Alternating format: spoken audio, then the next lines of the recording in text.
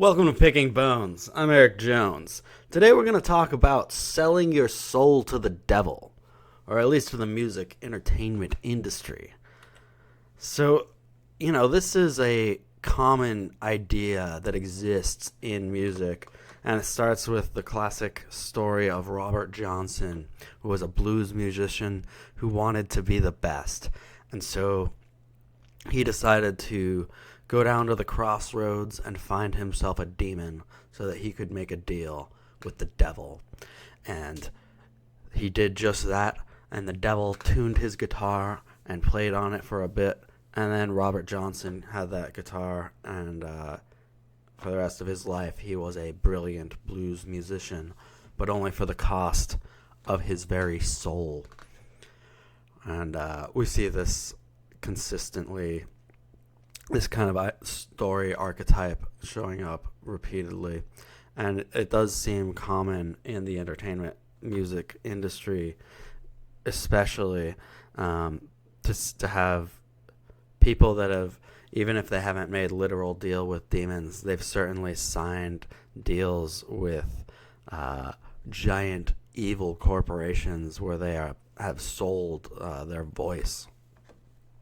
And so this video is partially a follow-up to the second video I made, actually, on creating cultural degeneracy in music. And somebody asked me to look at Billie Eilish, if I had heard this song called Bad Guy. And I listened through it, and I was like, yeah, that's another degenerate song. There's so many of them. Bruises on both my knees for you. Don't say thank you or please I do. She's not even like singing, she's like talking, and it is like vile. I'm the bad type, make your mama sad type, make your girlfriend mad type, might seduce your dad type, I'm the bad guy. It's better. Isn't that better? Add a little song to it instead of like, I'm the bad type. Sounds like she's like wants to kill herself while she's singing it, or talking it. And if you look at who produced this song and most of her music, it's this guy Phineas O'Connell, and this is her brother. It's her older brother, and he also helped write this song. Can you imagine writing, as an older brother? Most older brothers are rather protective of their sisters, particularly their younger sisters. Can you imagine writing a song that starts like bruises on both my knees for you, for your little sister, your 17-year-old sister? This girl, she's not even 18 yet. She's singing this shit written by her brother. Like, how incredibly vile. And I came across this little video with this thing. Doesn't even really look human. It looks like it's half made out of plastic and wearing some sort of thing. Like, what is this? From Fallon with like the green eye. All right. Here's her attempting to sing.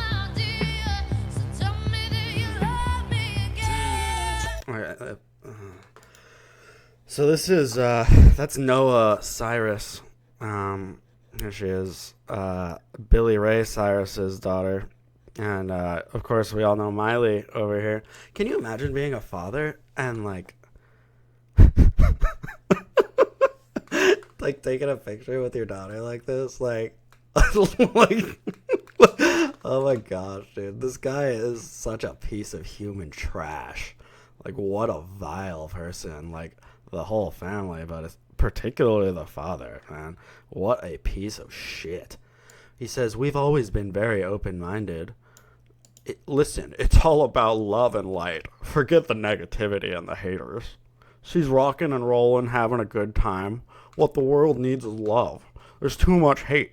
The world needs positive influences. Yeah, it does need positive influences, which would mean none of your family, because y'all are a bunch of vile people.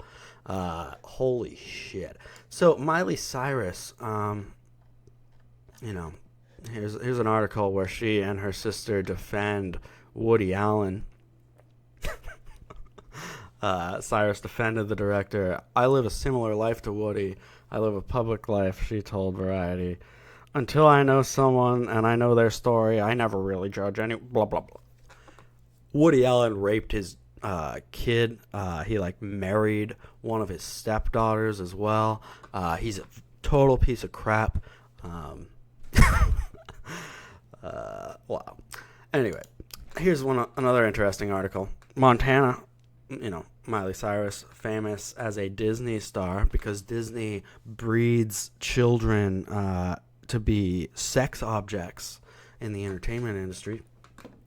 It's like so consistent. Like every child star turns into a degenerate, like sex pushing, like retard. Anyway, so this article, it says something very interesting here. Event producer Jeffrey Epstein said Cyrus's affair didn't conflict with Gay Days Anaheim. We're happy to share our big weekend with Miley, said Epstein. So this was for Miley Cyrus's 16th birthday. Event producer Jeffrey Epstein. You can't make this shit up, man. This reminds me also of yet another 17-year-old girl. This one is like, this was a while ago. She's probably like 26 now, I think. But this is Taylor Momsen when she was younger. And so this was like a 17-year-old girl wearing this IF for Satan shirt. And, you can see other degenerate things she would always wear in her shows. Here's her from a couple magazine covers. Entirely satanic and practically naked on these covers here. Yeah. So they really like to promote underage girls, like hypersexualized. There was this other group called the Pussycat Dolls. And ex-Pussycat doll Kaya Jones says that the group was a prostitution ring. What? Vigilant Citizen, by the way. Fantastic blog. Highly recommend you add it to your rotation of reading. Anyway, so Kaya Jones, he copied a lot of her tweets and posted them here. So she says, please, Hollywood, start telling the truth. Expose the truth. It's time for a new Hollywood, one where art is about original thought and not sex. It's a good point. She says, I know as many men as I do women who have been abused in the entertainment industry by Hollywood elites. We are numb to it. That's wrong. They tried to silence us, made us stronger, tried to drug us, but we were wide awake. They tried to blacklist us, but fans followed. We aren't kids anymore. The children you messed with that survived the abuse, we are adults now. And we are you ready, old ones, to fight?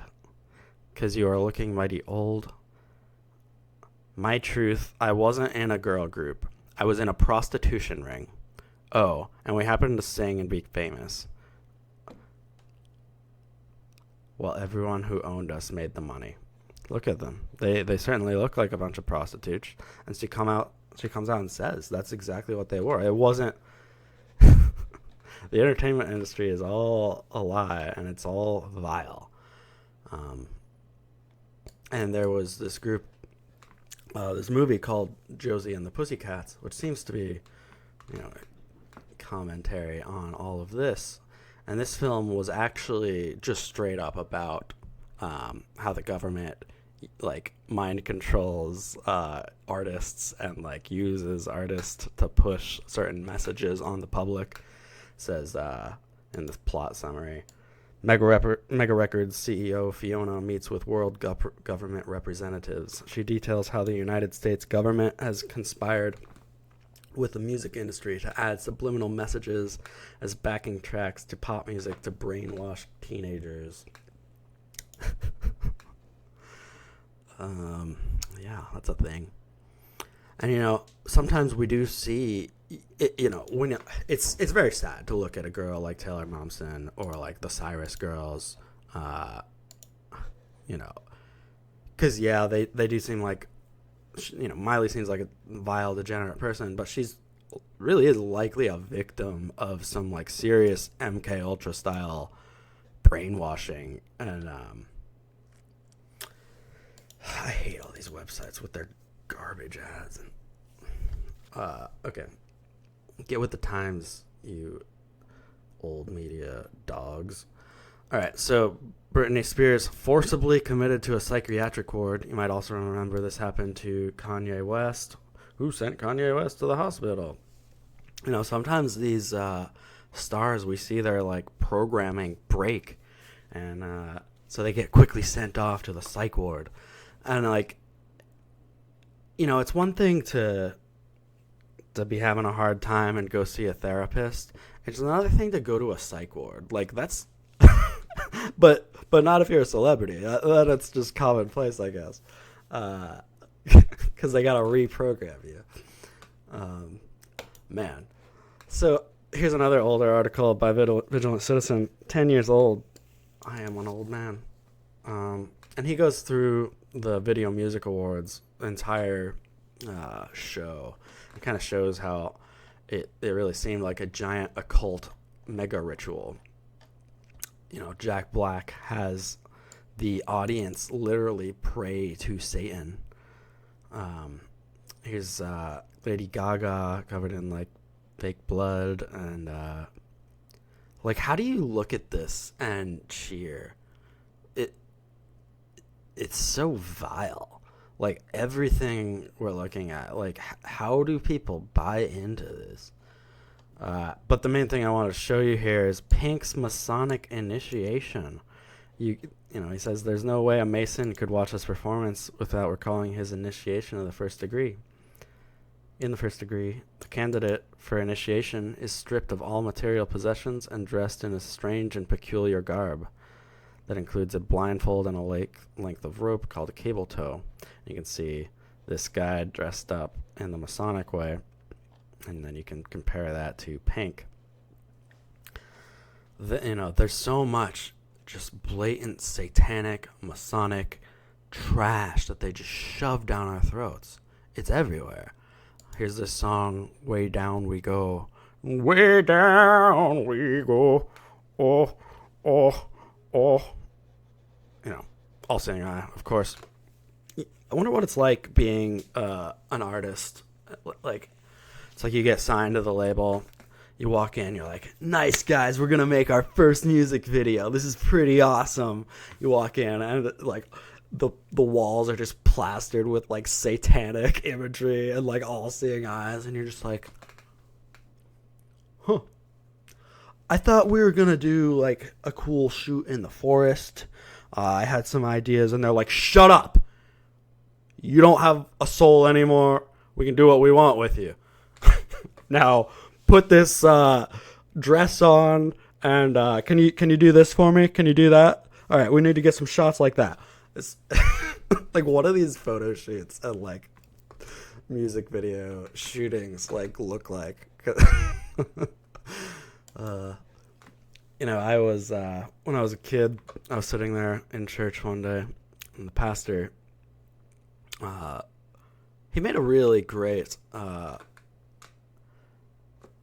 point, and he was talking about how many celebrities are just super miserable.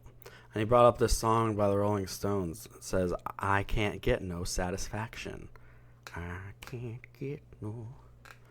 And he was just making the point that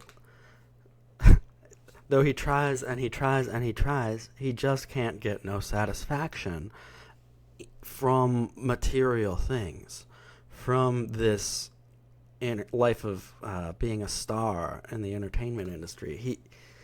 He's just miserable still. He can't, he's got all these cars, girls, and money, and it still doesn't do it for him. And if we look at modern music, this is a common theme. We just see all these miserable people. There's this song, I Took a Pill in Ibiza. And when I finally got sober, felt 10 years older, but F it was something to do. So it's like, I took a pill made me feel 10 years older, totally screwed out my mind, partying and doing drugs, but something to do. It's entirely nihilistic, hopeless. It says, you don't want to be high like me, never knowing why like me. You don't ever want to step off that roller coaster and be all alone. It's just like about how lonely and miserable he is. It's sad. They really have nothing to offer.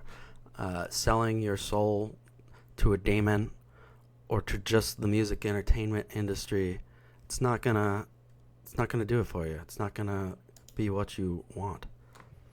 And so I'd like to end with some words from Jesus. He said unto them, whosoever will come after me, let him deny himself and take up his cross and follow me. For whosoever will save his life shall lose it. But whosoever shall lose his life for my sake and the gospel's, the same shall save it. For what shall profit a man if he shall gain the whole world and lose his own soul? Or what shall a man give in exchange for his soul? Whosoever therefore shall be ashamed of me and of my words in this adulterous and sinful generation, of him also shall the Son of Man be ashamed, when he cometh in the glory of his Father and with the holy angels. It's not cool to be satanic, to worship the devil, to promote sexuality for teenagers. It is cool to stand with Christ, and I'm realizing that more and more. So, hope you guys all have a great day, and we'll see you next time.